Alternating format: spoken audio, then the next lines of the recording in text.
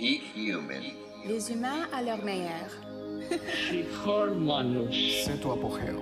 Peak 人間 Peak Human.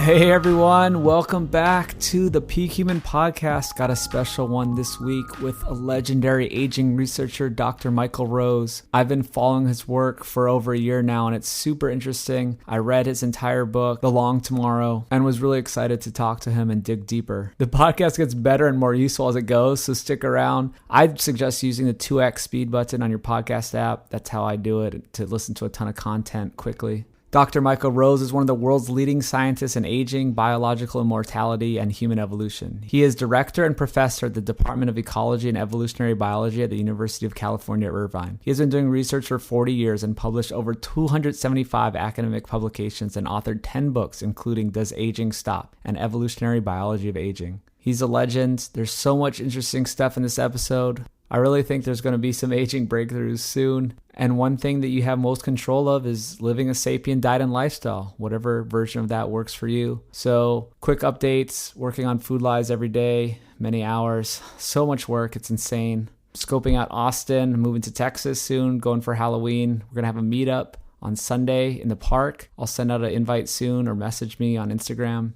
But how is this show possible? Well, it's community powered. It's powered by listeners like you. I don't take any sponsors. I always say this, I turn them down. I don't believe in advertising for other people. We have our own stuff going at Sapien and Nose to Tail. You can find it all at sapien.org and nosetotale.org. At Sapien, we have the program where if you're serious about losing weight, getting healthy, reversing chronic disease, you can do it anywhere in the world. We have an online education program. We have health coaches. We have Dr. Gary. We have myself supporting it. You can find that at sapien.org. You can get your free Sapien food guide there as well. And then we also have the tribe. The Sapien tribe is where you get the bonus episodes of this podcast, where you get the private member feed. We have the Zoom calls. We have the extended show notes. We basically just have a community of people who want to better themselves and hang around with other people who have similar interests. So find out about it at sapien.org. And then, of course, Nose to Tail, nosetotale.org. We have a bunch of new products coming out soon. Super excited. We've been working on them forever. I have so many great partners where we're hand making products. We're doing whole food products. We're doing all kinds of interesting stuff. New website is coming soon. But for now, you can go to nosetotale.org and order some meat.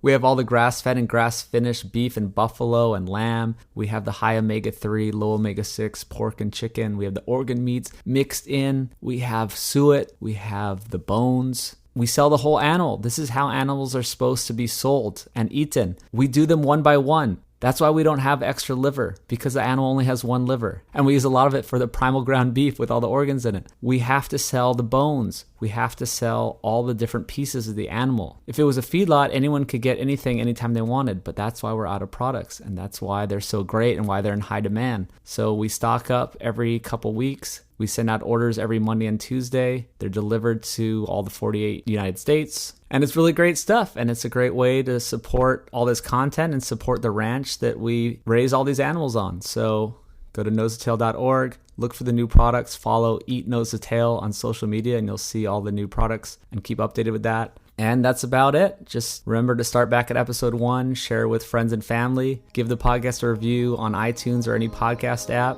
That's about it. Enjoy this one with Dr. Michael Rose. All right, we have Dr. Michael Rose here. He's a big aging researcher. I read your book, The Long Tomorrow. I've watched your presentations. So interested to talk to you about this stuff. How's it going? Great. Thank you very much. Happy to be here. All right. Well, why don't you talk about what you do at a high level, just to give people some more context? Oh, that's a dangerous thing to say to someone like me. I'm an evolutionary biologist. I was dragged into the field of aging research in 1975. And I had absolutely no interest in aging whatsoever. But over a year, I was convinced by two leading evolutionary biologists that, in fact, evolutionary biology held the key to understanding aging. And I believe that they were right. And initially, I was wrong. So first, they convinced me that it made sense to do a PhD on aging. And then I did that PhD on aging, and by the time I'd finished in 1979, I was pretty convinced, the evolutionary approach to aging rocks and all the other approaches kind of drool. So that's what I've been doing professionally as my main gig for the last 40 years, since 1980. It's amazing. And I love that you spell it out in your book. You're a great writer as well. And it was interesting to read. What are the other theories? You kind of go through the whole story in this particular book. You have other books, but what were the other competing theories of aging, or are? The mainstream theory of aging we get from Aristotle, like many mainstream established scientific views that are wrong. Aristotle assumed more than 2,300 years ago that aging was a cumulative physiological process of disintegration. The particular mechanism he had in mind was unstable mixture of the four Greek elements that he and others believed gave rise to life, those four elements being earth, air, fire, and water. He felt that over time, basically, the fire dries up the water and the fire starts to dim. And as I like to say to my students, you go from being fresh and active and moist to being as cold and dry as your professors. Now, what's happened over the ensuing 2,300 years is whatever kind of physiology is in fashion among biologists is asserted to be the physiology behind aging. And characteristically, each generation of biologists assumes that whatever piece of physiology they're most excited about is in fact the piece of physiology that goes awry in aging. And evolutionary biologists like myself have felt that this theory must be wrong. We felt that like more than 120 years, in no small part because we've long been aware of the fact that the germ lineage is immortal in all organisms, animals, plants, whatever. What does that mean? Well, Brian, as weird as it is to think about, you and I are all offshoots of an unbroken lineage of vertebrate cells that's been around for about 500 million years. Wow. And if that had not sustained itself without physiological deterioration, we would not be here. Furthermore, since the 1930s or 40s, it's become clear to a lot of comparative biologists that there are both animals and plants that do not undergo an aging process, including multicellular animals that have neurological functions, including trees, some trees. So it's very clear that aging is somehow a contingent product of evolution, can keep cells and whole organisms going indefinitely. Yeah, anything can be killed by bad enough conditions, but aging is not an inevitable feature of life. It is a feature of life that's specific to certain types of animals and plants at specific points in their life cycles. So why did evolution let those things happen to those animals and plants and not others? Thus, you're forced as an evolutionary biologist to go, hey, what the hell, evolution? Why did you choose to screw us over? Those trembling aspen over there that have been standing there for thousands of years, or the creosote bushes, or the sea anemones at the seashore that can just go on living and dividing forever. Creatures or organisms that split are generally the ones that live forever, right? That just can divide. Exactly right. And if you think about this in a sort of backwards way, which good theoreticians do, like you consider all the possibilities. What if you were an animal like a sea anemone or hydra that reproduces by splitting symmetrically in two, and there were some physiological process of deterioration? Well, that would mean that species would go extinct. So the fact that evolution can, in fact, endow those animals, multicellular differentiated animals, with telomeres and mitochondria and free radicals and every other kind of thing that the current physiological fashions say necessitate aging, like telomere attenuation, like free radical damage, like mitochondria behaving badly. Evolution can solve all those problems because it demonstrably has, Yeah, well, this is so interesting. So you kind of just told people some of the theories of aging, And then you're talking about the evolutionary theory of aging. Other people think telomeres, free radicals, stuff like that. Maybe we should define the evolutionary view of aging and then also talk about your research that kind of proved this. Yeah.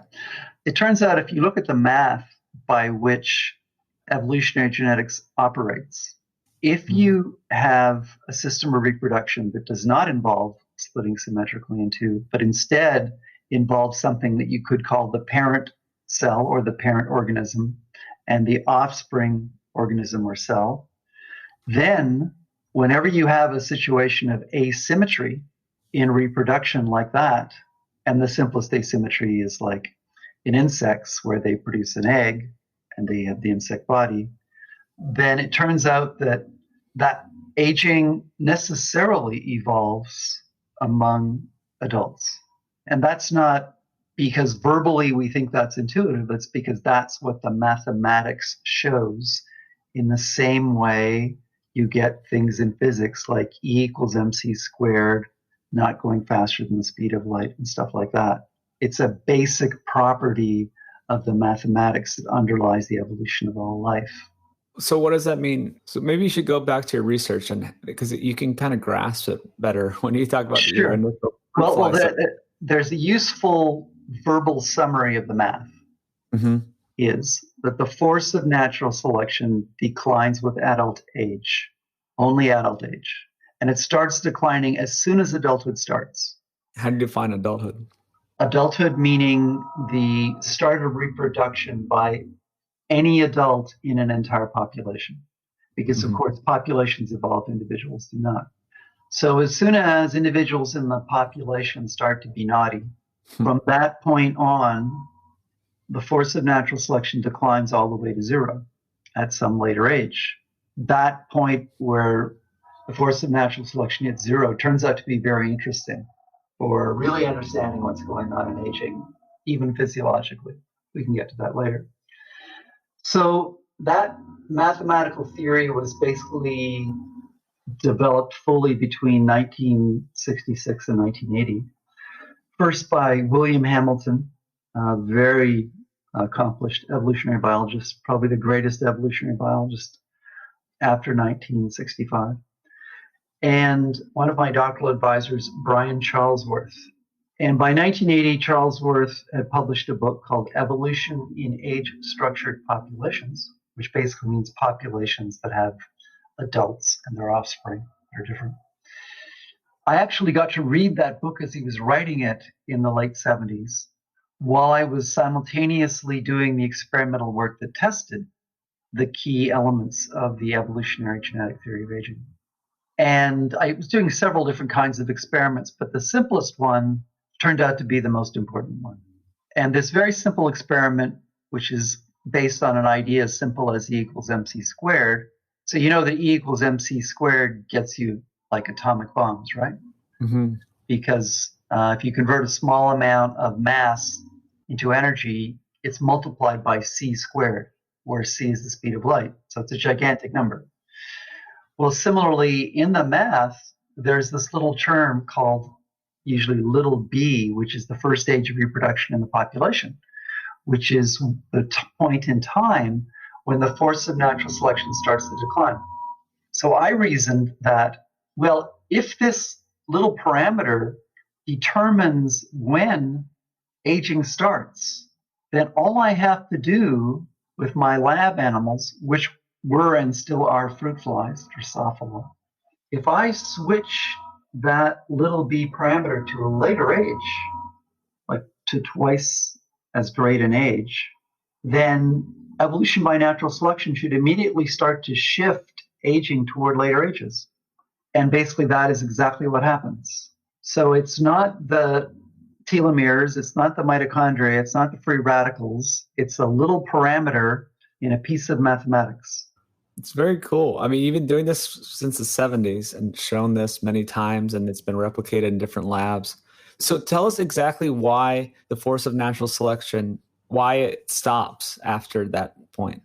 Well, it turns out that the force of natural selection acting on survival is scaled by how much your future expected reproduction is. So simply put, Brian, Natural selection only cares about you as a vehicle for getting genes into the next generation. And if you're no longer of any value for doing that, it could give a damn about your survival.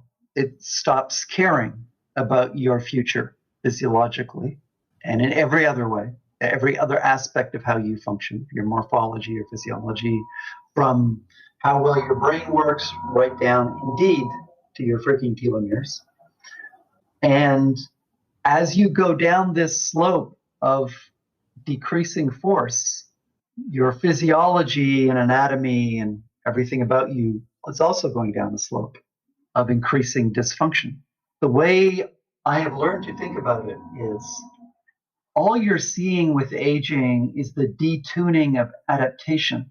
And I mean adaptation in the evolutionary sense, not the physiological sense. So when you and I were 14 to 18 years old, we were physiologically awesome. We had tremendous wound healing. We had a tremendous ability to athletically train. Around the age of 18, your sperm production per day hits a peak. I'll just say, thank God that's over for me. That causes nothing but trouble. And the physiology of a teenager is amazing. Mm-hmm. It's ridiculously amazing. And then, some of us who keep in shape and exercise and lead relatively healthy lifestyles get to keep amazing physiology into our early 20s. And then sometime in the late 20s, the first elements of decline begin. Mm-hmm. And those can be measured from at the whole organism level in terms of your reaction time. Like table tennis players peak very early because it all depends very much on your reaction time. And then other things start declining later. But basically everything declines. And it's not just telomeres. It's everything gets worse that was so awesome when you were a teenager. The only mitigation, the only qualification of that is human adults steadily add to their vocabularies into their 60s. Mm. That's the one thing we know of where you definitely cumulatively get better with age. But how I noticed that you have a good vocabulary. well, thank you. But other than that, I'm not as smart as I was 40 years ago. That's just no longer the case. You're saying the evolution doesn't care about you, and once you reach productive age. So if you're kind of thinking it from a layman's perspective or from this high-level view, it may seem like people should just die after 30 or after 20, or people know you can reproduce. So our ancestors, they reproduce at 14 years old, and then what? They should just die? You know what I mean? Okay, so firstly, before we got modern diets, we actually often hit reproductive competence later, like 17 to 20 years of age. In no small part because we didn't have access to enough calories and other limiting nutrients to complete sexual maturation. And also, it has to be said, very importantly, this is not an all or none. So the forces of natural selection start to decline when the population starts to reproduce. They then continuously decline until an age that's a bit actually before the last individual reproduces. And then they stabilize. They go flat forever after, out to infinity, which turns out to be spectacularly important, something we only started to understand in the last 30 years, that last part. Well, you have another book called Does Aging Stop? Yes, and that's about the consequences of the force of natural selection hitting zero. This was not widely accepted by scientists until 1992. But it turns out that if you do really good, really massive demographic tracing of what happens to an aging cohort, they stop aging later in life. Around the time, it turns out, we then figured out, when evolutionary theory predicts aging will stop. Because some aspects of your adaptation are age independent. So it turns out that some of the things that natural selection built into you and I when we were teenagers can help keep us alive when we're 96 years old and have no prospect of reproducing, because they were built well enough by natural selection for early ages that they can go on lasting. Okay. It's like the Ford Model T that's still on the road. Before 1990, and in fact, for the first 15 years of my work on aging, like almost everybody else who worked on aging, I thought it proceeded all the way to death and annihilation. The force of natural selection fell. You were just like, you were going to the junkyard, no question. But it turns out we were wrong about that as a matter of real demographic data. And the first species where we had an inkling that this might be the case was humans. And the first really good analysis demonstrating the cessation of aging in humans was published in 1939, when no one was paying any attention to aging research.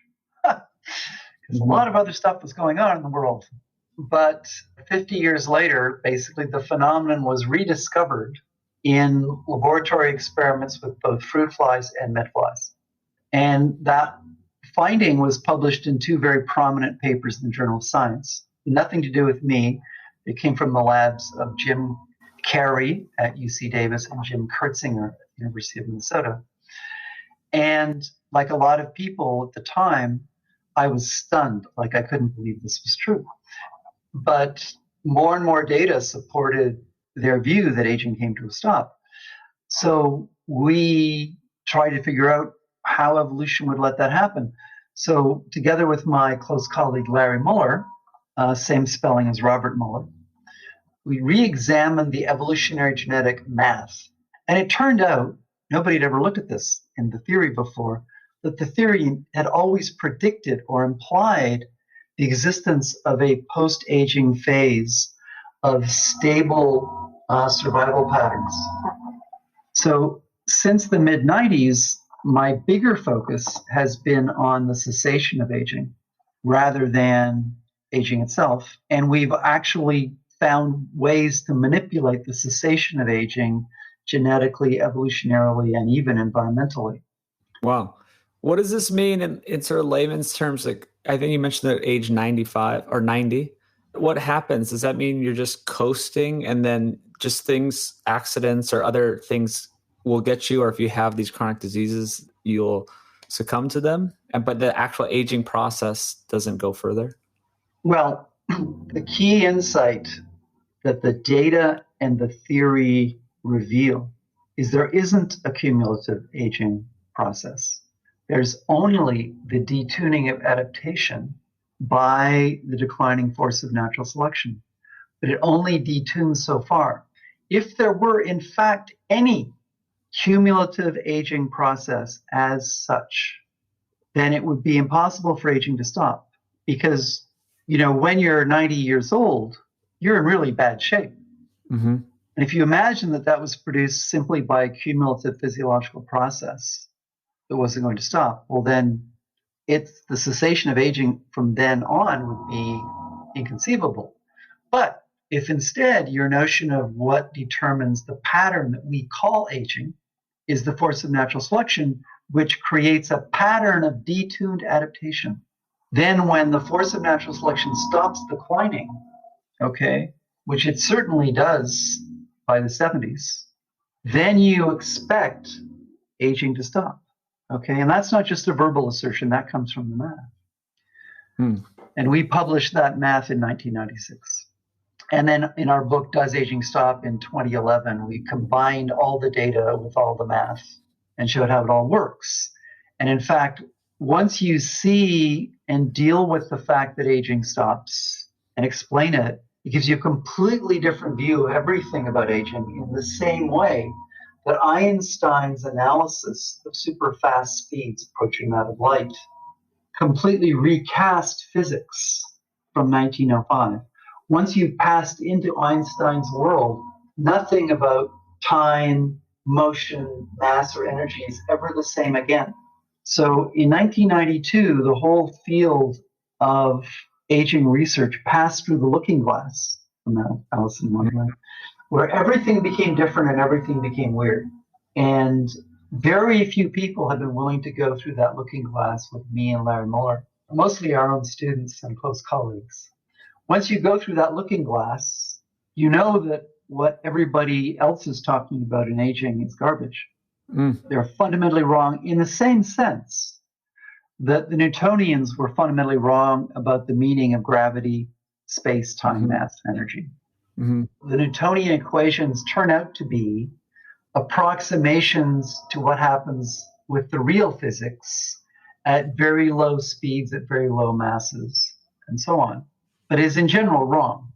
In the same sense, many of the ideas in conventional mainstream gerontology, or for that matter, the mainstream research on chronic health diseases, turns out to be correct only as a crude approximation to what's really going on, which is really stunning and amazing. And what's really going on makes you see the possibilities of radically transforming the aging process are much easier than anyone imagined. In the same way, by way of parallel, and not analogy, but parallel, E equals mc squared simultaneously helps you to understand why the sun could burn in the sky for millions of years, and also why you could build these weapons of titanic power and destructiveness, like atomic bombs and hydrogen bombs.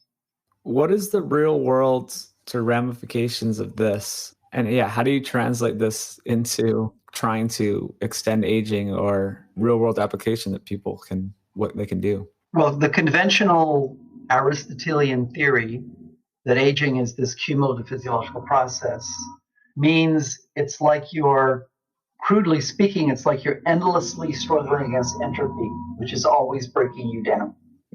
In the scientific world that I inhabit, aging is this transitory phase of decreased adaptation that comes to an end. So, therefore, what you want to do is you want to reduce how much adaptation you lose in that transitory phase, which is a vastly easier project than the conventional gerontology project of trying to hold entropy back. So we come from immortal cell lineages. Our germ cell lineages are biologically immortal. They can be destroyed, but if they're given good conditions, they can just go on forever, just as sea anemones at the beach can go on forever. Trembling aspen trees can go on forever, and creosote bushes on the 15 on the way from Los Angeles to Las Vegas can live tens of thousands of years. So, hey, why don't we join that party? That becomes the real goal of aging research and properly construed core biomedical research on chronic diseases and disorders. Maybe we should jump about the adaptation. You're talking about we're moving away from adaptation, and a lot of your studies too involve diets and the fruit flies, and just go into that part. That part's super interesting, and I think it'll help explain this. Well, around the time we were writing our book, Does Aging Stop?, I had the following realization, which is not only do the forces of natural selection give rise to aging as they detune adaptation, but they also scale the speed with which different parts of our lives, our life cycle, adapt to a major environmental change that's sustained. And almost all human populations alive on the planet now went through the Neolithic Revolution at different times. Some as recently as a few hundred years ago in the case of sub-Saharan Africa, but others, as in much of Eurasia, between 10 and 15,000 years ago. Yeah, the Neolithic Revolution, this is just the modern agriculture. Yes, the switch from a hunter-gatherer diet and lifestyle to a completely different diet and lifestyle associated with agricultural cultivation and sedentary living in one locale. Because if there's anything characteristic of hunter-gatherers is that they move around the landscape. So if you take the same math that we use to explain the evolution of aging and even the cessation of aging and apply it to what happens to a species that undergoes a massive environmental change like the agricultural revolution, then what the theory implies is that early ages, all the ages before reproduction and the early ages, the start of reproduction, like let's say up to 30 years of age in humans, those ages will adapt very fast to a healthy, organic agricultural diet. And then as you get much past 30, that adaptation to that major environmental change will fade out with age.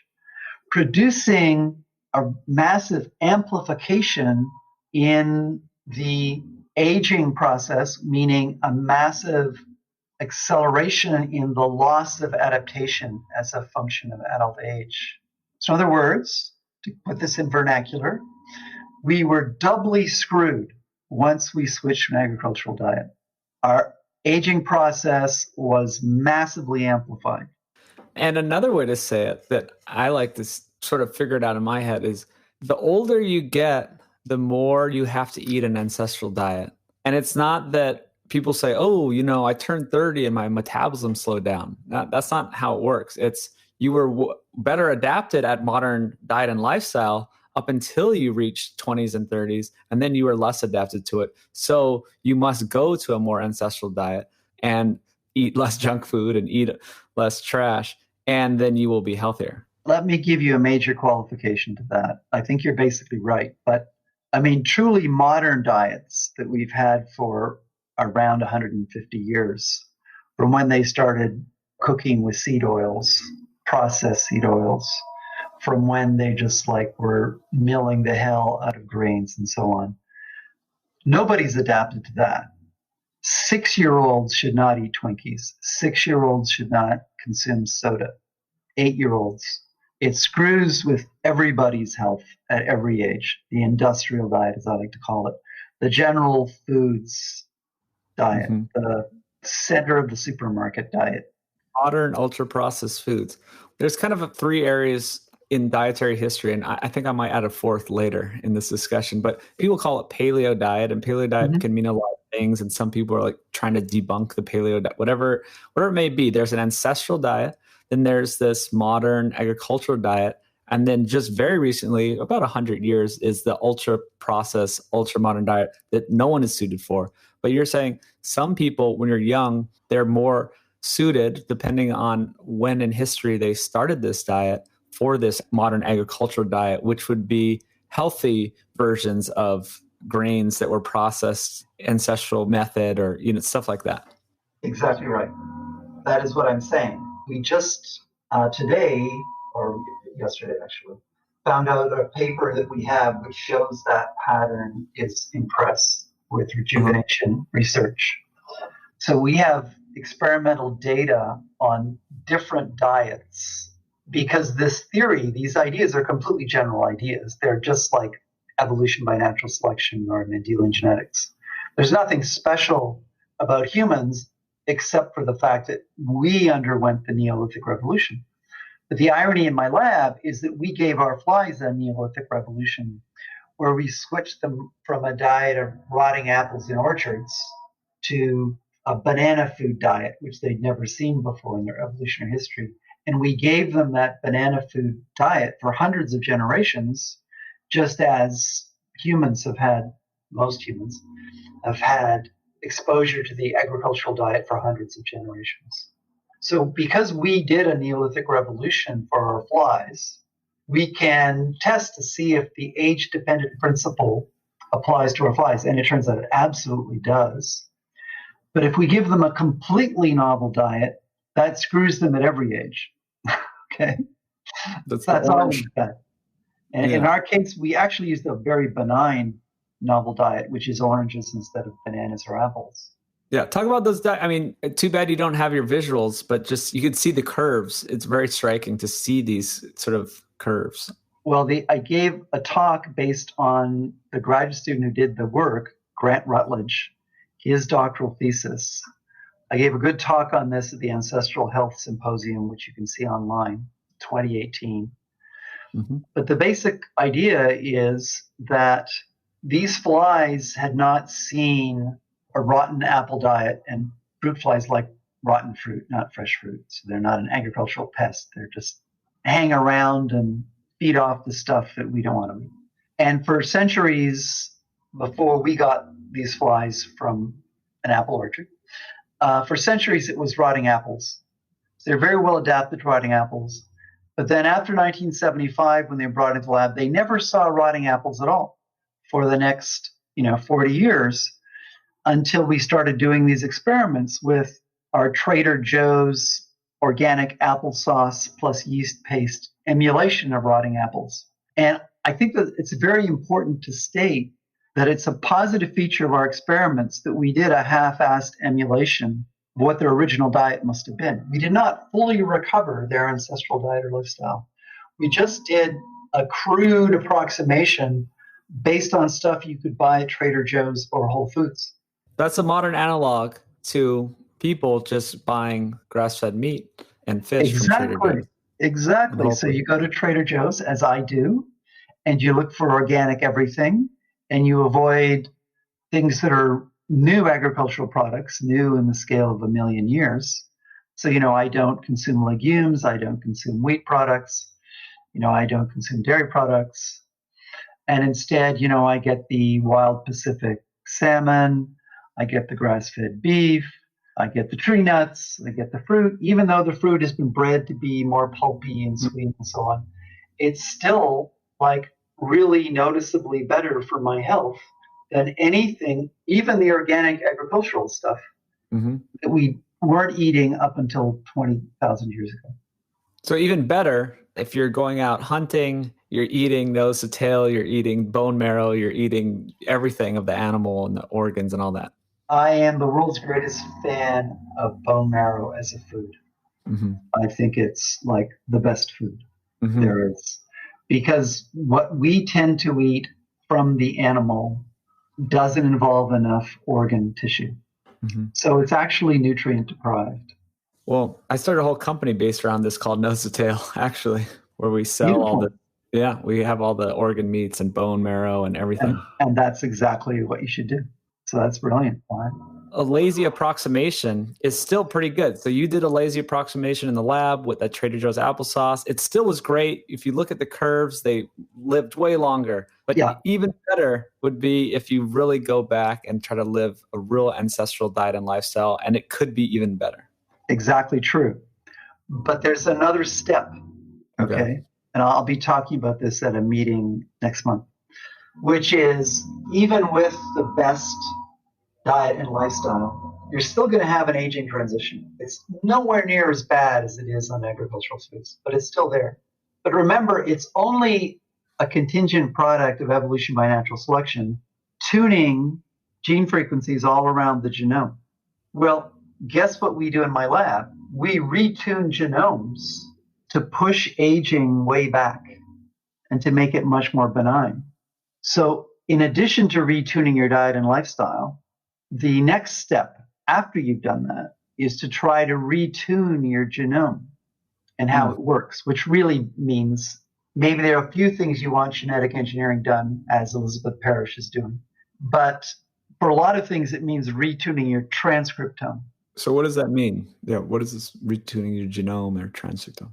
So the genome is all the DNA sequences that define your biological nature. Your transcripts are the first thing that your cells do with your genome. They produce all these transcripts, which are RNAs off the DNAs. I'm a common critic of cell molecular reduction theories of aging. That doesn't mean that I think that cell molecular biology is fundamentally wrong. Only the way they apply it to aging is fundamentally wrong. So there's still, DNA, RNA, protein, all that good stuff, in my mind. We have produced much longer lived organisms by changing their genomes. And associated with those changes are a whole bunch of changes in their transcript levels. Well, you can also change transcript levels with supplements and pharmaceuticals. Okay? So now, having said that, that doesn't mean that it's easy. But now with genome-wide technologies like genomics and transcriptomics, we can study how genomes and transcriptomes need to be retuned to radically change the aging process even more than diet alone will do. Now, diet alone will, in fact, change your transcriptome, and your metabolome. That's really how it's doing it. But to go farther and to move toward the sea anemone condition of having no aging, we have to further transform how our transcriptomes are working. That is a very hard project, but it's a doable project because we already know that a whole variety of drugs and supplements do lots of retuning transcriptome-wide. We just have to acquire the knowledge base to figure out the right retunings across our transcriptomes. If we can do that, and I think of that as a process that'll take 20 to 40 years at least, we could hopefully practically obliterate what's left of the aging process after the diet and lifestyle change. Wow. Yeah. So diet and lifestyle is huge. Everyone should be focusing on that. Everyone listening probably That's the first step. That's the first step. Do you have an example of this type of stuff or any things that we now have a paper in press where we look at a couple of supplements versus the dietary change. And supplements can be very powerful, but it should be said, and I've done this work in conjunction with both Grant Rutledge and Mahtab Jafari, who's the pharmacologist. I've been working with her for 20 years. The individual supplements or drugs, and the only difference between a supplement and a drug is how the FDA labels it, can have radical impacts on your life history, mediated by impacts on your transcriptome and metabolome. And we show in this paper that should come out in the fall in Rejuvenation Research just how much you can get out of a simple supplement. We've published on this supplement before. It's called rhodiola. Now, having said that, I don't think that people should just take supplements and forget about the diet. I think the diet and lifestyle is number one. Everybody over 30 should either be in transition to or fully into a nose to tail, scientifically correct paleo lifestyle. So I don't back off on that at all. But to go farther than that, we need to start the, frankly arduous, but not impossible task of doing even better. So what is that? I mean, you have to say the name of the supplement, but what does that supplement do? I did say the name of the supplement. It's rhodiola. Yeah, and then what does that do? What pathways does it affect, and what does it do?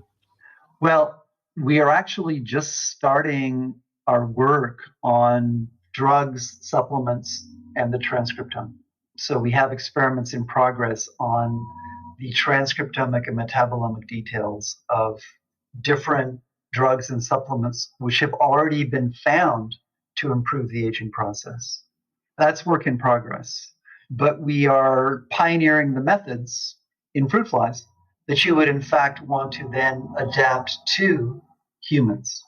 And if you think about this, any drug or supplement that you take for a chronic condition, obviously not for treating an acute problem like a heart attack or a virus infection, but chronic dysregulation of blood pressure, chronic problems with heart function or brain function, things that stretch out over decades. Now, basically know what we have to do, which is to figure out how the whole genome to transcriptome to metabolome to medical syndrome hierarchy works. And we can do that because of artificial intelligence. Because even though we know from our research, and other people know from their research, that hundreds of changes in the genomes are required to massively retune aging, and those hundreds of changes in the genome are associated with hundreds of changes in the transcriptome, which are associated with hundreds of changes in the metabolome. And these crisscross. They're not linear. They're not simple pathways. They're networks that pass through 5 major levels, from genome to transcriptome to metabolome to organ system to resulting overall health. That is now parsable using AI tools. And we published our first paper on that in 2018. A lot of people in the bio, AI, omic community agree on that. What I just said is not the least bit controversial. That's less controversial than everything I said before about evolution and aging. We just have our own evolution-based strategies for doing that are different from other people's. What it actually does, what are these pathways, or even this last part about the research was being done? Are you saying, so like there's a bunch of people taking metformin for lowering? Perfect example, yeah. And so now we can study them. You're saying using AI, we can study these large data groups and do all kinds of fancy statistical analysis? Very specifically, we can look at what all their transcripts are doing that's different. We can look at what all of hundreds or thousands of metabolites are doing that are different. And with specific AI tools, we can figure out which of those differences are causal for which health benefits. Before the advent of AI, we couldn't do that. It was just a titanic mess. Yeah. I can see But that. now that we both have global, genome-wide, transcriptome-wide, almost metabolome-wide technologies, we see, instead of like 3 or 4 pathways, the way reductionists say in their little storytelling, it's hundreds upon hundreds of things and thousands of interactions, okay? However, even though the human mind can't make any sense of that unaided, that's exactly the kind of task that AI excels at. Well, we go back to something more tangible, down to earth stuff that maybe people can wrap their head around, of just the diet stuff. Yeah, that's the first step. Yeah. Well, you have this idea of, I think you mentioned the book about autoimmunity, or maybe not the book, somewhere else, that autoimmune conditions, people may be just less adapted to the modern lifestyle and may need to start earlier than 30, right? That's what. Yes, I think autoimmune conditions, which are called idiopathic, which means physicians don't know what the hell causes them. I think in many cases, not all, but in many cases are caused by maladaptation to an agricultural, or still more so an industrial diet. Like seed oils are, pure poison. And then you cook with seed oils and you produce all of these phenomenally nasty lipid derivatives, which are like, your body goes, what the hell are you doing to me? And I've gone to a lot of trouble over the last few years eliminating seed oils from my diet, which means being really careful about going out. The only great thing about COVID-19 is it's driven people out of restaurants. Yeah, I mean, wow, yeah, the less seed oils. That's a good point. Well, actually, there's a lot of people getting DoorDash and Uber Eats and all that stuff, though. They're getting it delivered to their door. We need a renaissance of cooking, and of course, for those of us over 30, a renaissance in pre-agricultural cooking. And for those who might be confused on this point, we've been cooking for around 1 million years. So no, you don't have to eat your chicken raw. We are very well adapted to cooked foods. Definitely. We could get more into foods later too, just specific foods and all that. But autoimmunity. So this is making a lot of sense to people listening, because people who have autoimmune conditions, they go to sort of these animal-based diets, nose-to-tail diets, ancestral plans, and they get better. Exactly. It's not autoimmune. Yeah. It's effed up diet. It's a great thing where you're flipping the script. We need to flip the script on a lot of this stuff. It's not that, maybe people won't like this, but it's not like this ancestral diet is magic and it's healing. It's the default diet, and everything else we're doing is so bad that you just go back to it and you heal. Right. I mean, the way to think of life on Twinkies and soda and Red Bull and God knows what else is you're poisoning yourself chronically. It's like putting a cat on a vegan diet. Cats are not adapted to a vegan diet. You put a cat on a vegan diet, you are slowly killing your cat. You put a human on a vegan diet, and the young people might be able to survive it, but you're slowly poisoning the human. Exactly. But worse than a vegan diet is the Twinkies and Red Bull, diet soda diet. That's what people eat, all the packaged foods. That's pure poison. It's a great message. And have you heard of paleomedicina in Hungary? They do something called the Paleolithic ketogenic diet. No. Okay, it's very interesting. So this is the fourth diet I referred to earlier, where there's an even more ancient diet than the quote paleo diet, which could mean a lot of different things. But that's sort of the Homo habilis diet, which would be tons of animal fat, bone marrow, brains, just limited protein. I think I heard you say somewhere, there was a time when before we were cooking and we were just scavenging, we didn't have the ability to eat we have the ability to eat raw meat, but we're not especially adapted to eat raw meat. Precisely right. Yeah, we're not adapted to eating raw meat. So there was this time in history that actually lasted a lot longer than the Paleolithic phase, that pre-humans were eating we had woolly mammoth. We were just getting woolly mammoth and eating fat, stuff like that. So a lot of people have healed amazing conditions. They've published a lot of case studies about this, people reversing cancers, easy stuff like obesity, type 2 diabetes, but then even stuff like they even reversed type 1 diabetes when they caught it early enough, which was something no one thought to do, by doing the most ancient human diet. What do you think about that, of just people in maybe really dire circumstances or diseases, or just to heal the most, maybe just you can't get the fruit, especially this modern fruit that's ultra sweet, and you just have to be even more limited and eat the most ancient diet? Okay, so let me basically agree with that overall concept. Mm-hmm. But if you think about it, everything we've been talking about is all about your health reflects adaptation. Sometimes I like to say very simply, health is adaptation. Health is being adapted to the environment in which you live. Mm. But because humans have had a complicated evolutionary history, you have to bear some of the twists and turns of that evolutionary history in mind.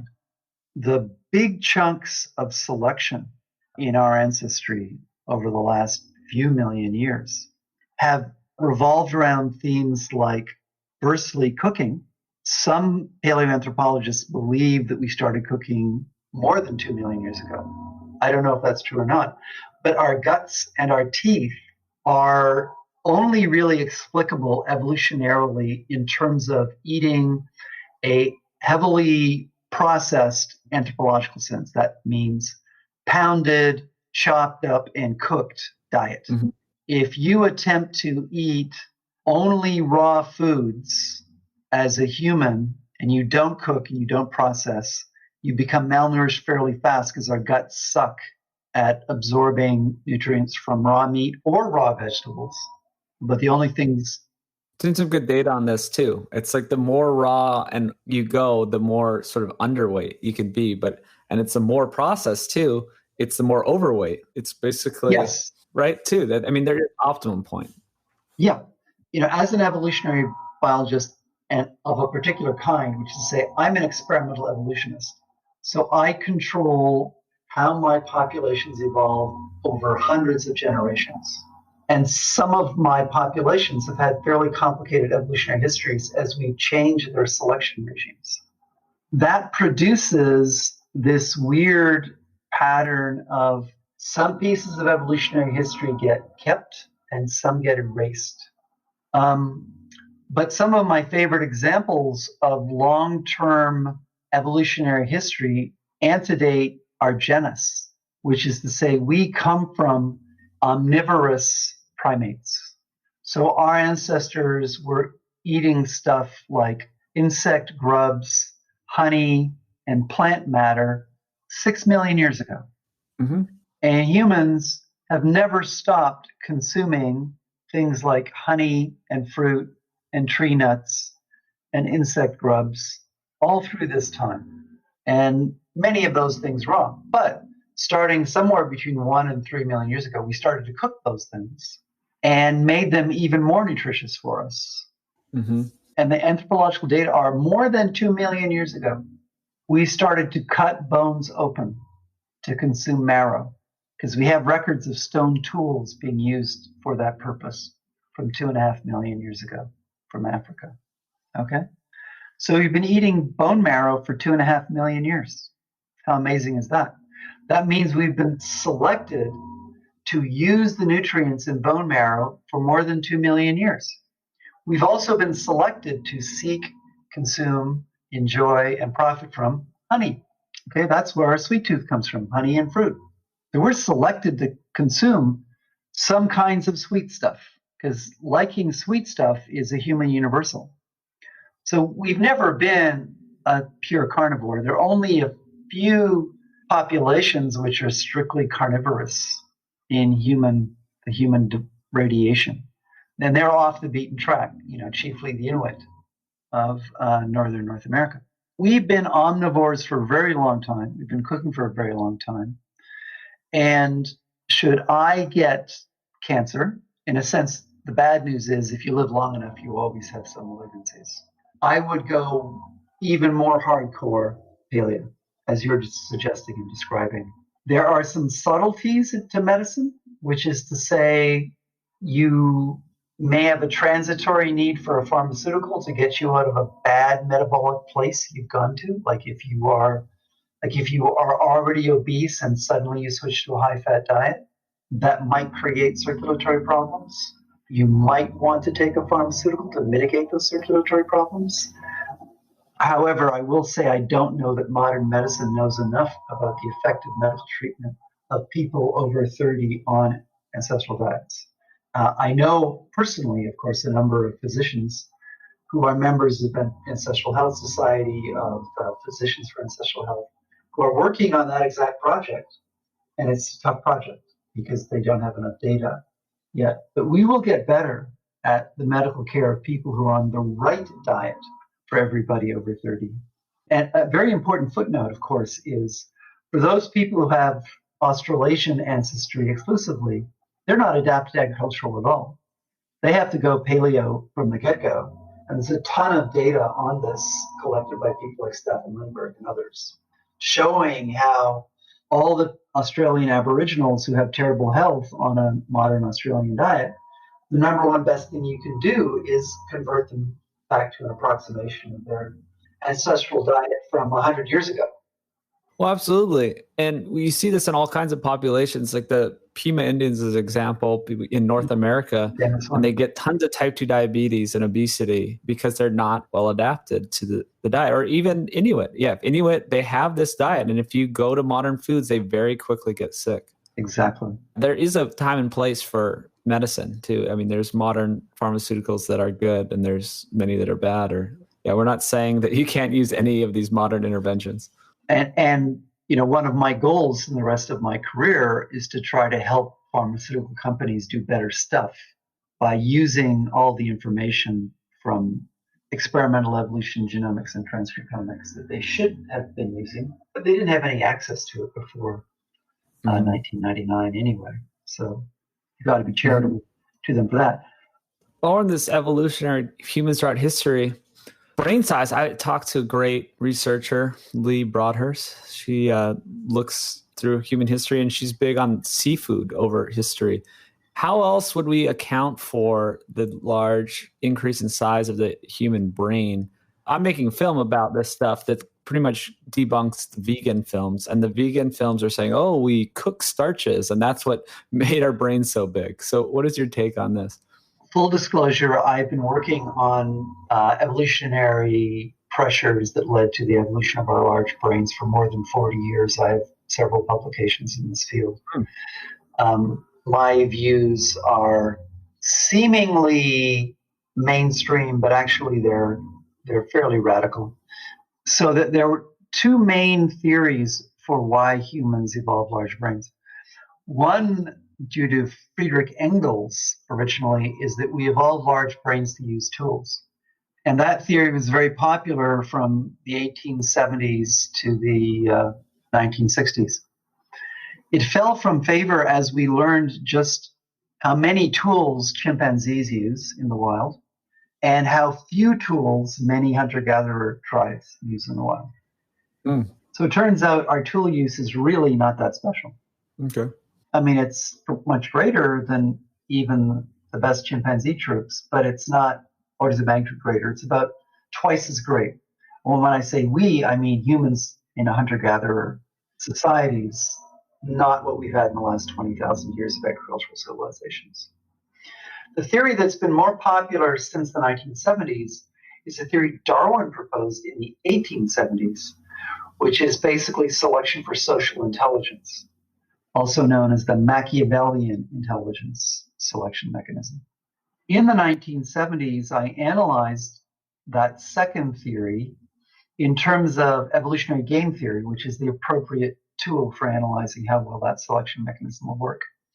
And it turns out it doesn't work by itself.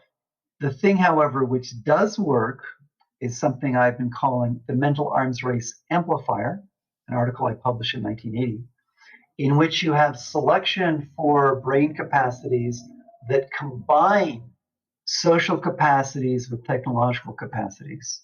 In other words, a generalized intelligence can successfully select for greatly expanded brain sizes in the context of an upright, viviparous biped that gives birth through a narrow pelvic opening, which actively selects against brain enlargement.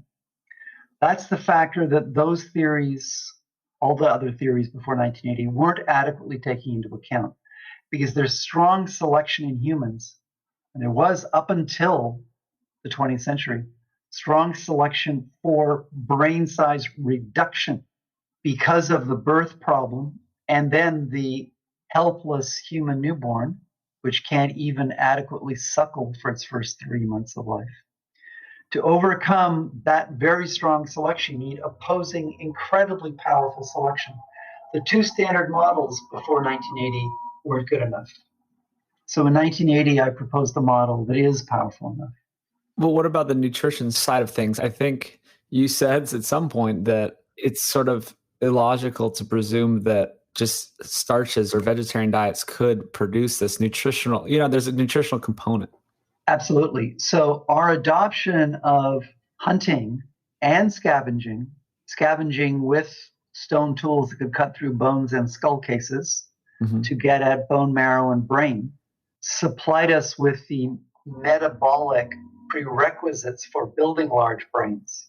But even with those metabolic prerequisites, you still can't evolve a large brain unless you can have a powerful enough selection force to counter the selection for small brains produced by the female pelvis in birth. So you need both. It's a push-pull. And then just Dr. Lee Broadhurst is just talking about the seafoods part of it is the high DHA content. We know our brain is high DHA. But then if we are in the habit of eating animal brain and bone marrow and spleen, we also get high DHA from that. I mean, don't get me wrong. I'm a huge fan of seafood, and it is a great nutritional source for a lot of stuff.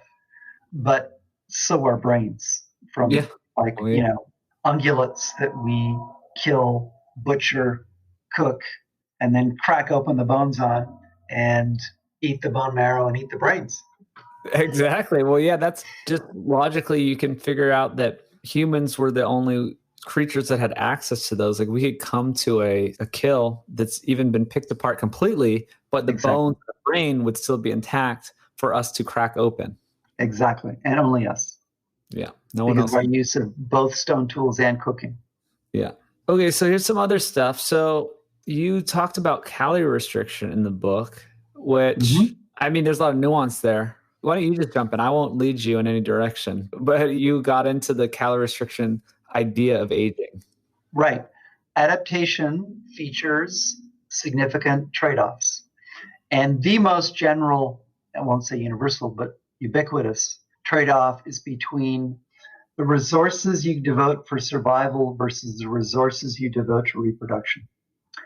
If you significantly reduce the capacity of a fruit fly or a human, or actually even more so a rodent, to reproduce, then with what's left of its resources, if it's not starving to death, it will be using to survive.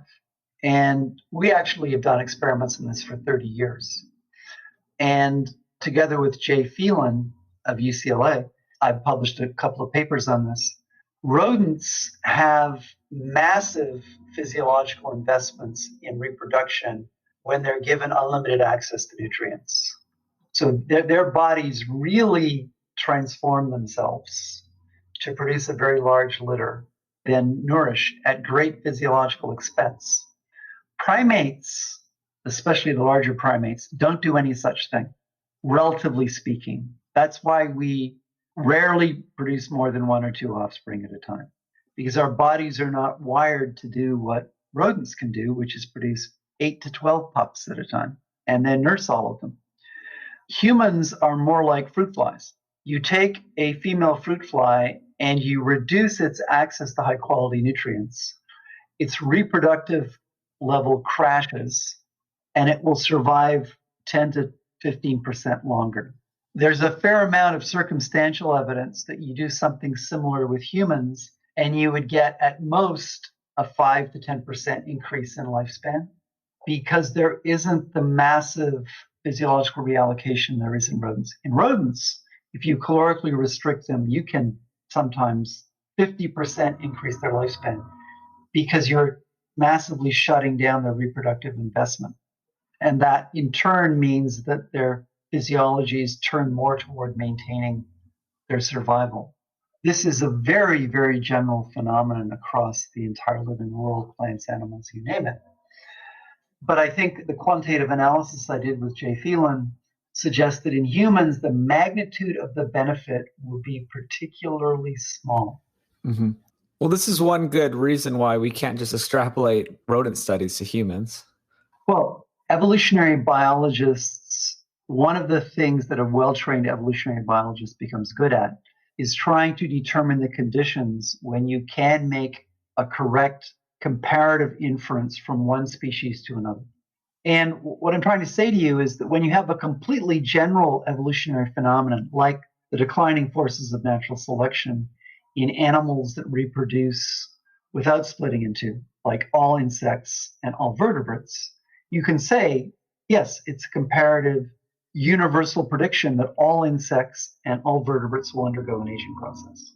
However, that being so general doesn't mean that you can infer what a lot of regular mainstream gerontologists used to assume, which was that everything underwent an aging process.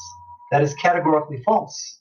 And that falsity is very important for understanding the whole context for aging and chronic health.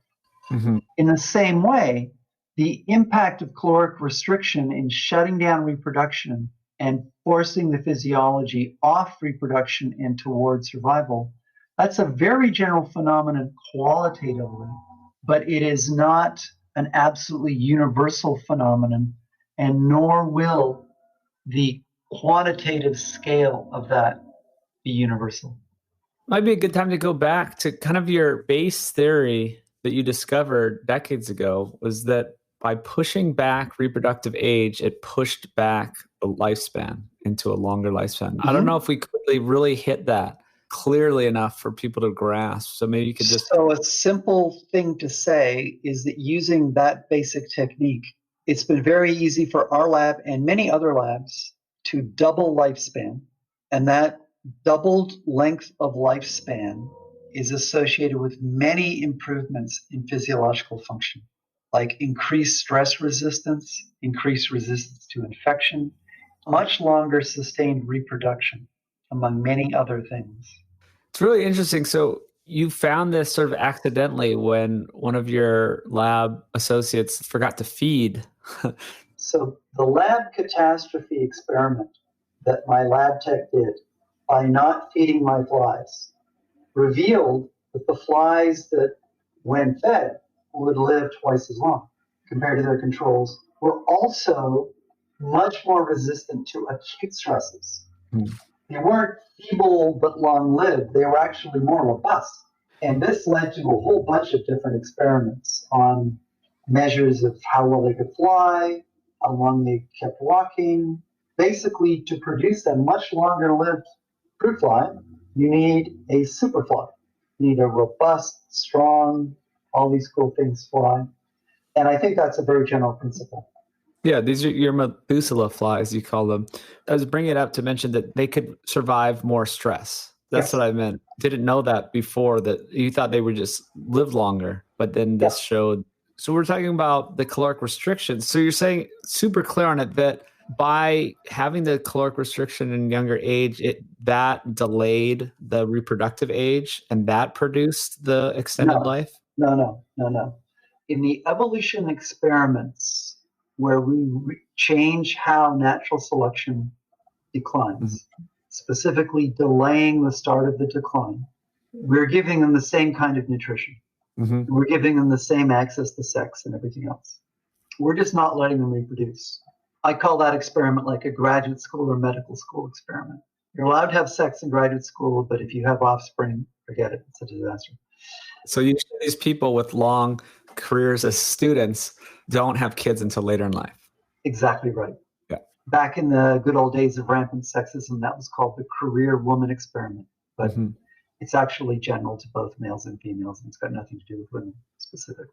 But it turns out there's all of these physiological things that are going on, which you can manipulate environmentally. About 30 years ago, we got into the environmental manipulation game, where we played with different methods of retuning physiology without changing genetics, without doing an evolution experiment. And the first one we used was, in fact, caloric restriction, more precisely dietary restriction. And this is relevant to the supermarket diet. When you give our flies unlimited access to calories, but not such great nutrient availability, they greatly reproduce reproduction and become fat. Mm-hmm. The flies actually emulate television watching couch potatoes, eating their Twinkies and their tacos and their Doritos and drinking their soda. And they get fat and reproductively inactive, and reproduction is largely shut down. That's just by changing a qualitative feature of the environment. Mm-hmm. So since then, of course, we hit on the ideas of the ancestral diet and so on, starting about 10 years ago. It's a simple but important thing to say is that chronic health and aging are complex functions of your evolutionary history and your diet and how those combine.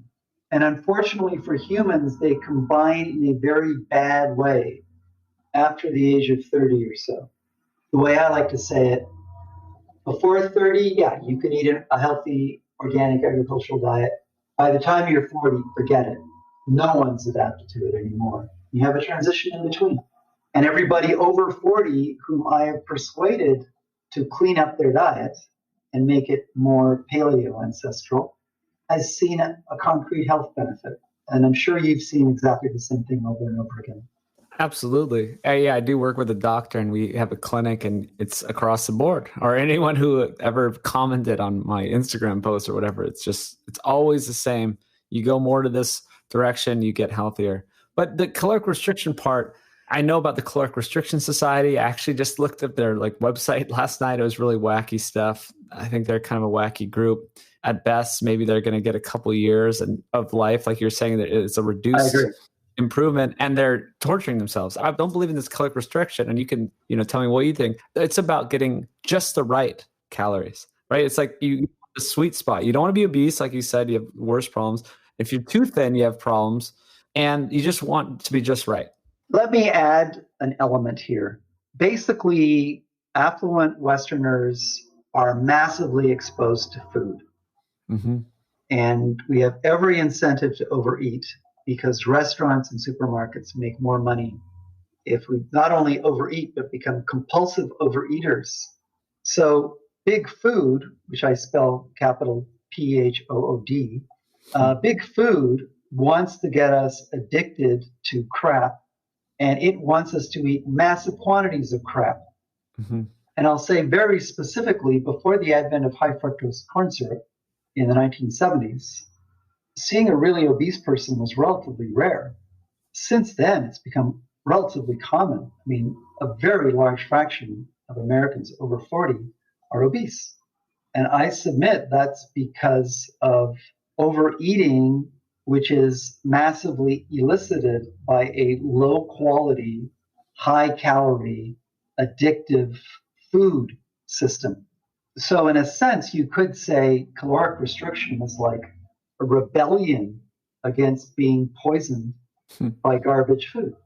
And I have much the same view of a vegan diet. Vegans necessarily are stepping away from much crap. Okay. Exactly. Either one can be a temporary improvement, but neither is the basis for long-term health.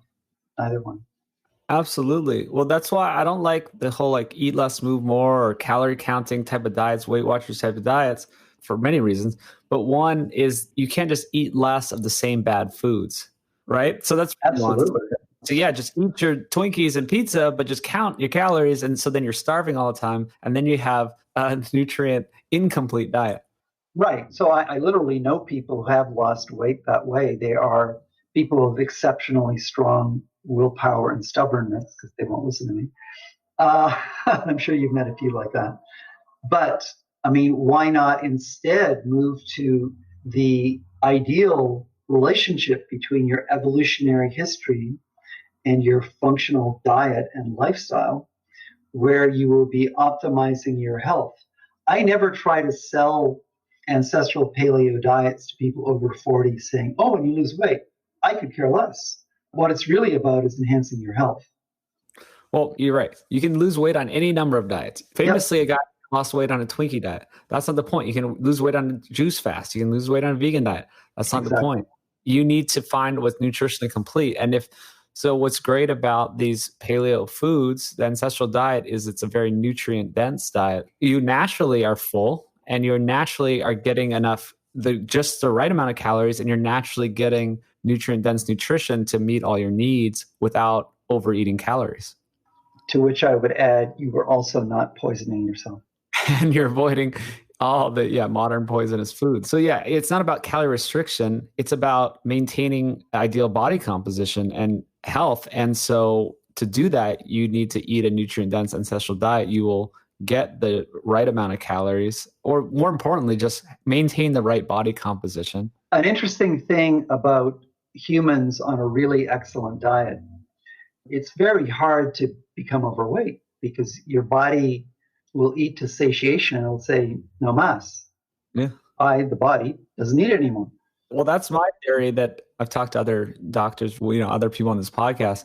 If you were on a desert island and all you had access to was nutrient-dense animal foods and some fruits and whatever other little things, I think no matter what, over years, you could not gain weight, or you would fall to your ideal body composition. Whether you were started at skinny, fat, whatever, you would go to your ideal body composition.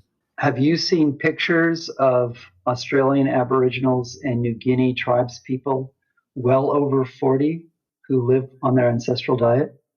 I just heard a story about why Manly Beach is named Manly Beach in Australia, because the Aboriginals were giant, manly, ripped guys out there picking mussels out of the seashore. Exactly. Yeah. One of my favorite images that sums everything up is an image of Jared Diamond, who is a geographer, who's got several fantastic books.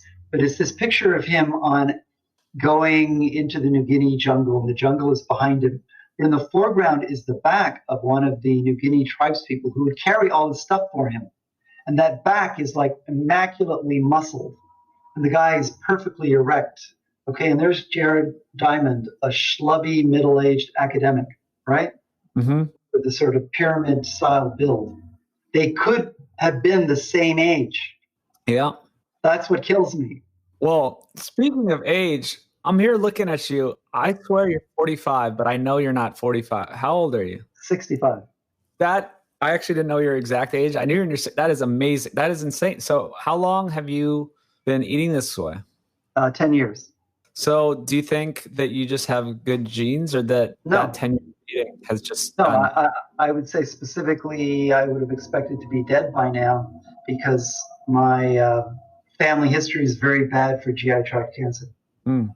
And I had lots of metaplastic tissue in my upper GI tract, which was on its way to becoming esophageal or stomach cancer, stomach cancer was what killed my father.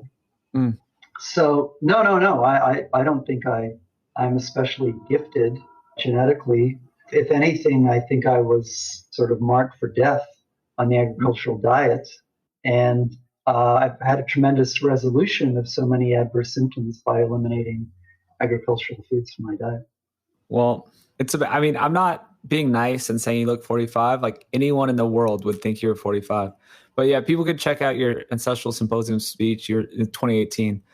So what type of diet do you like? Or we talk about paleo diet, but that could mean a lot of things. But well, I don't eat a keto diet. I don't eat a deliberately low carbohydrate diet, but I don't actually eat a whole lot of carbohydrates. One of the things that surprised me when I cleaned up my diet is I basically found I had a much greater ability to absorb nutrients, probably because I reduced chronic gut inflammation.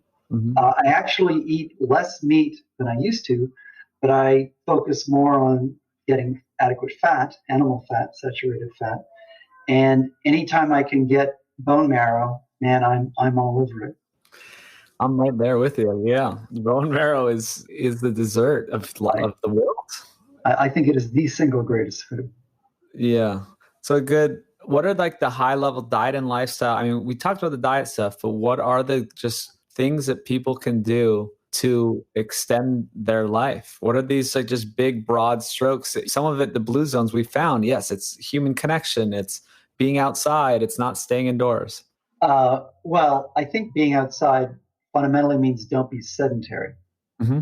But at the same time, I say that relatively few hunter-gatherers, like just a few individuals in any one tribe, could properly be described as athletic in an Olympian sense. Mm-hmm. The tribe would generally be walking from place to place, and the few really good hunters would intermittently sprint while running down prey. But even hunters characteristically alternate between walking and sprinting. So the idea that humans were all marathon runners before we got agriculture is not correct. Mm-hmm. We're not well adapted to that. I've seen a study. Yeah, there's a study that we actually are pretty similar in activity level. That's the doubly labeled water study, which I know a fair amount about.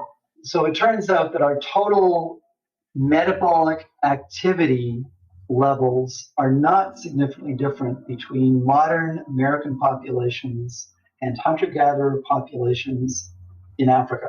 Mm-hmm. And the thing that I think most people fail to appreciate, which is also connected to human evolution, is that a very large fraction of our metabolic function is our brain. Now, you sometimes hear the figure 20 to 25%. That's actually closer to the minimum. You can actually go up to 40 to 50% of your calories being used per minute if you're sitting on a sofa watching television, eating your Doritos. Much of what's going on metabolically in your body is your brain. Mm. The brain of the human is the most energetically expensive organ we know about in the living world per unit mass. It's insane. Mm-hmm. So given that we have this sort of sunk cost in this ridiculously hyperactive brain, that tends to even out the effects of different activity levels.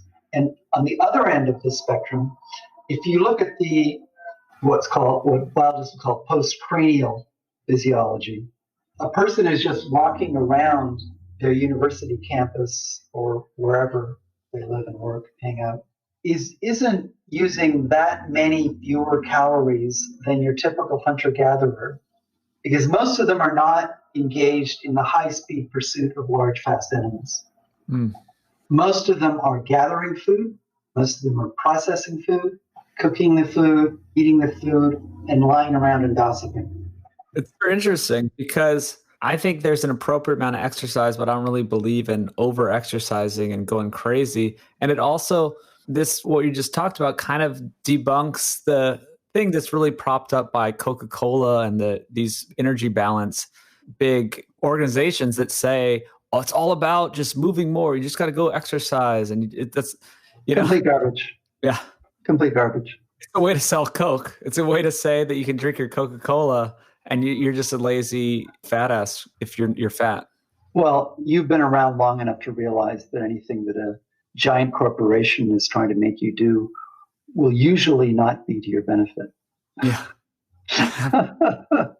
So we're not saying that exercise is bad. We're just saying it's not Stay active. Yeah. It's not hunter-gatherers were out there running marathons, and that's why they were thin. It's because they were eating the correct diet. Primarily, yes. That's right. All right. So just real quick, just the high-level stuff for the best things people can do with their lifestyle. Well, let me emphasize one thing that I think is really well attested in the data, which is that up until 20,000 years ago, we lived in tribes. And the relative importance of the nuclear family was vastly smaller. So just being, like 3 to 6 people alone in the world was a very abnormal human condition. Okay, I mean, really, up until the 16th century, it was an abnormal condition. But we evolved in a context of tribes. In saying that, I don't mean to say the tribes were all lovey-dovey, wonderful, kumbaya. Mm-hmm. new agey, spiritual, or anything like that. What I mean to say is we evolved to have a fairly extended group of 30 to 120 people that we were part of and contributed to in a communal fashion. And again, I'm not saying everybody was always goody two shoes and wonderful, self-sacrificing, the opposite. But living in large-scale anonymous environments, just you and the other people in your immediate family alone in the world, that's effed up, okay? Humans are really not happy under those conditions. So having a relevant tribe, I think, is a really important prerequisite to human health. I really believe in that. I might even move out of LA to create a better tribe for myself, because LA is what you're talking about. It's a great example of how not to live. You're kind of isolated. You're anonymous in this big mass of millions of people. Exactly. That fundamentally stresses people out. So the people who are in these supposed blue zones, I don't think it was just their specific diet, because you also can't just characterize an entire population on their diet. They were doing so many other healthy lifestyle factors, and they did have their tribe. They did have their use later in life. They had the connections later in life. A lot of times they kept working later in life. They smoke a lot. They didn't drink a lot. They didn't, you know what I mean? There's a million other factors that people can do. So addictive substance abuse is generally not the greatest thing. I mean, I have my substance of choice. It's dark chocolate. You know, it has to have enough sugar added so that it's not painfully bitter, but it's my drug, right? You know, I have to have some every morning. Substance abuse, believe it or not, is very common in primates. So lots of primates will deliberately seek out fermented fruit and get drunk. They will also seek out other substances that are, you know, like chocolate or tobacco or whatever, and get high or stimulated or whatever on those other substances. So primates generally like exotic substances that change their brain chemistry, right? Humans are not unusual in that respect. But getting into a cycle of addiction and abuse with anything from cigarettes to refined sugar to alcohol to cocaine to amphetamines, no bueno, you know? You don't want to go there. However, if you are on a healthy diet and your body is just generally feeling great and you have a tribe, people you feel aligned with and supported by, and maybe even get constructive criticism from, then you'll probably be less likely to get into cycles of addiction and abuse, with the major qualification that, as I've already said, big food wants to make you into an addict. And sugar is the starter drug, but they'll do it with anything: sugar, salt, starch, anything they can get you addicted to. Yeah, you just described or just put them all together, and there's this sugar, starch. I mean, I am infinitely happier not eating all the big food products than I ever was when I would still eat them. And actually, I just realized I had the biggest question ever for you still. We're talking about this environment and diet that humans are well adapted to.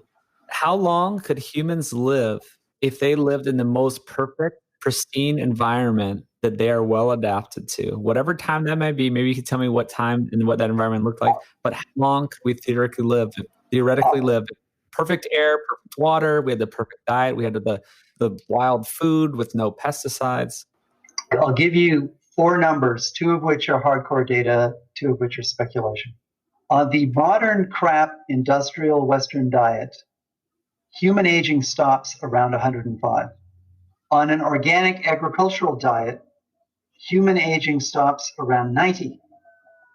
So we tacked on an additional 15 years of really ugly aging with the modern big food diet.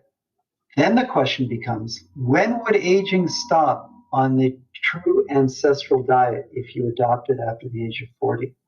I think that age, it's my 3rd number, is much lower than 90. My guess is it's somewhere in the 70s. Then the question would be, well, what if you were on that much better diet and your aging stopped, let's say by 75 or 76? How long will we be able to keep you alive when we fully deploy all the technologies we now have in hand, but have not fully applied to medicine? And that fourth number, I think, is in the centuries. Yeah. So it's just to be clear too, it was a little backwards because you're saying when aging stops, it's at a younger age. So that's when the bad effects of aging stop, allowing you to live longer. You hit what I call the late life plateau or the immortality plateau. So the sooner we hit that plateau and the better condition we are in, because the reason why the little old ladies in the data from 1939 could stop aging at 90 and go on living with no further deterioration in their life expectancy is because never consuming seed oils or high fructose corn syrup or any other nasty things meant their baseline level of health was quite good. But they were still being hit by 50 years of living on an agricultural diet they were not adapted to. Mm-hmm. So if you think about the cessation of aging on the correct paleo ancestral diet somewhere in your 70s, you'll probably be in a similar kind of shape to a supermarket-fed modern-day American in their 50s. Mm. And already doctors are really good at keeping those people alive, with coronary bypasses and stents and all kinds of procedures. It seems like you're saying there's nothing that inherently just fails in your body. Your liver doesn't just stop working at 120. Like our maximum age we see is about 120. But from what you've seen, there's no just direct limit or... Well, yes, a corollary of the fact that aging stops is there is no absolute limit to human life expectancy now. Mm-hmm. But the more we get rid of the industrial foods from the entirety of the human life cycle, right there we eliminate 15 years worth of aging from every cohort.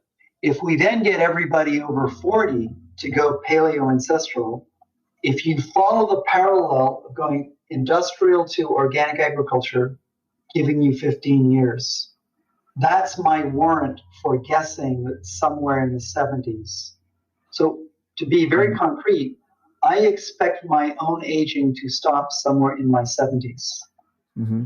And if my underlying health matches your superficial impression of me Mm-hmm. being like a 45-year-old, okay, thank you for the flattery.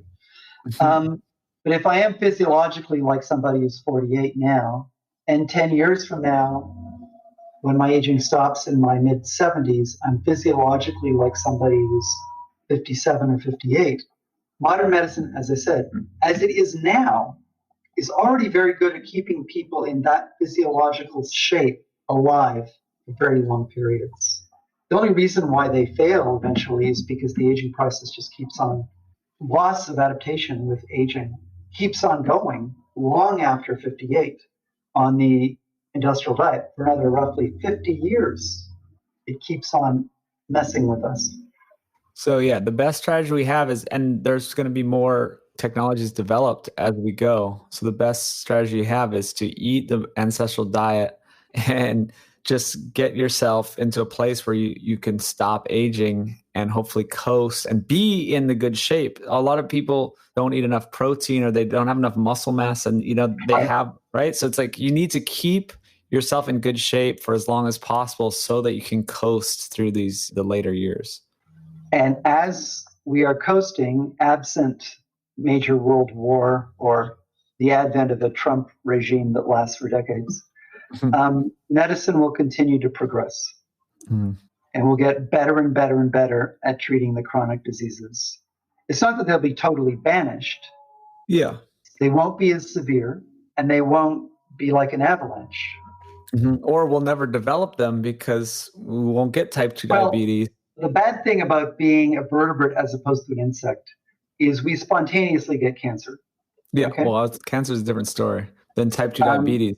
Well, actually, they're related because if you are a type 2 diabetic and have dysregulated serum glucose, you're probably fostering the growth of tumors. Well, yeah. So they are actually connected. It's all part of a general syndrome of failure of adaptation. The human body on the general foods diet is a poisoned, sickened, thing. If you clean up that diet, you're leading your best lifestyle, you will still get cancer. But we're really good now at excising tumors and even attacking bloodborne cancers that are systemic with chemotherapy. And we're getting steadily better. And similarly, we're getting better and better at repair of cardiovascular tissue. Not only the heart, but also the cerebrovascular system. We're getting better at resolving blockages and sewing up major arteries that go to and from the brain. It's amazing. We used to die of injuries or accidents or viruses and stuff like that. But if we didn't succumb to those, we probably lived a long time. And now we have modern medicine that can cure all those things that are the more acute traumas. But last question, how long did our ancestors live then? And why don't we have records of them living super long?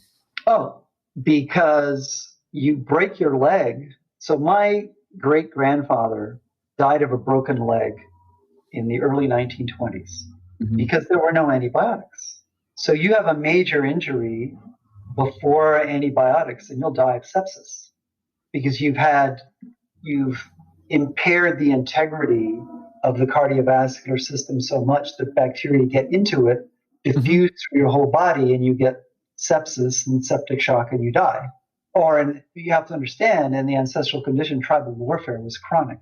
On the order of 20% of adult men would die in tribal warfare.